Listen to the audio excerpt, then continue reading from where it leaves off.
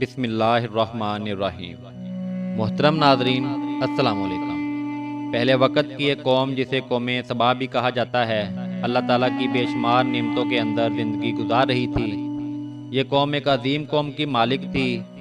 حضرت داؤد علیہ السلام کی بادمت حکومت کے بعد ان کی حکومت عام تھی۔ کہا جاتا ہے یہ لوگ گندم کا آٹا بنا کر پکاتے تھے، لیکن اس قدر ناشکرے تھے کہ ان روٹیوں کے ساتھ بچوں کے پخانے صاف کرتے تھے۔ ان آلودہ روٹیوں کو اکٹھا کرنے سے ایک پہاڑ بن گیا۔ ایک شخص نے وہاں سے گزرتے ہوئے ایک عورت کو دیکھا جو روٹی کے ساتھ بچے کے پخانے کو صاف کر رہی تھی۔ اس شخص نے عورت سے کہا، تیرے اوپر افسوس، خدا سے ڈر، کہیں ایسا نہ ہو کہ خدا تیرے اوپر اپنا عذاب ڈالے اور تم سے اپنی نعمت بھی چھین لے۔ عورت نے جواب میں مذاق بنایا اور مغرور ہو گئی۔ کوئی زیادہ عرصہ نہیں گزرا تھا کہ اللہ تعالیٰ نے حسرت زادوں اور مغروروں پر اپنا عذاب ڈالا۔ پانی جو کہ زندگی کی بنیاد ہے ان لوگوں سے چھین لیا۔ قہر نازل ہوا، یہاں تک بات پہنچ گئی کہ ان کی بوئی ہوئی غذا بھی ختم ہو گئی۔ آخر وہ مجبور ہو گئے کہ جو آلودہ روٹی تھی ان کو کھانا پڑے۔ وہاں سے روٹی کھانے کے لیے بھی لائن بنانی پڑتی تھی تاکہ سب اپنے حصے کی روٹی لے سکے۔ قرآن پاک میں ارشاد ہوتا ہے، اور اللہ نے اس قریہ کی بھی مثال دی جو محفوظ اور مطمئن تھے۔ اس کا رزق ہر طرف سے آ رہا تھا، لیکن اس قریہ کے رہنے والوں نے اللہ کی نعمتوں سے انکار کیا تو خدا نے ان کو بھوک اور پیاس کا مزہ دیا۔ صرف ان کو ان کے اعمال کی بنا پر جو انجام دیتے تھے، اور یقیناً ان کے پاس رسول آیا تو انہوں نے ان سے بھی انکار کر دیا تو ان پر عذاب آ گیا۔ یہ کہ سب لوگ ظلم کرنے والے تھے۔ اسی قوم سبا کے بارے میں ایک اور واقعہ بیان ہوتا ہے۔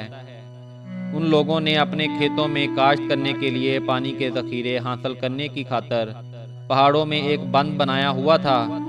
سوراخ اور دوسرے پہاڑوں سے گزرتا ہوا پانی بند میں آ کر کافی پانی جمع ہو جاتا تھا۔ قوم سبا نے اس پانی کو یہی طور پر استعمال کرتے ہوئے بہت سے باغات لگائے اور کھیتی باڑی کی، اور ان باغات کے درختوں کی شاخیں اس قدر پھلوں سے بڑی پڑی ہوئی تھی کہ کوئی شخص سر پر ٹوکری رکھ کر گزرتا تو پھل خود بخود ٹوکری میں گر جاتے۔ اس قوم کے بہت سارے دیہات تھے اور آباد آپس میں جڑے ہوئے تھے، لیکن نعمتوں کی کثرت سے انہوں نے مغرور بنا دیا تھا، یہاں تک کہ ان کے درمیان بہت بڑا طبقاتی نظام وجود میں آ چکا تھا۔ ان میں امیروں نے غریبوں کا خون چوسنا شروع کر دیا، یہاں تک کہ ان کے لوگوں نے خدا سے ایک التماس کی جس کا ذکر سورۃ سبا کی آیت نمبر 19 میں ملتا ہے۔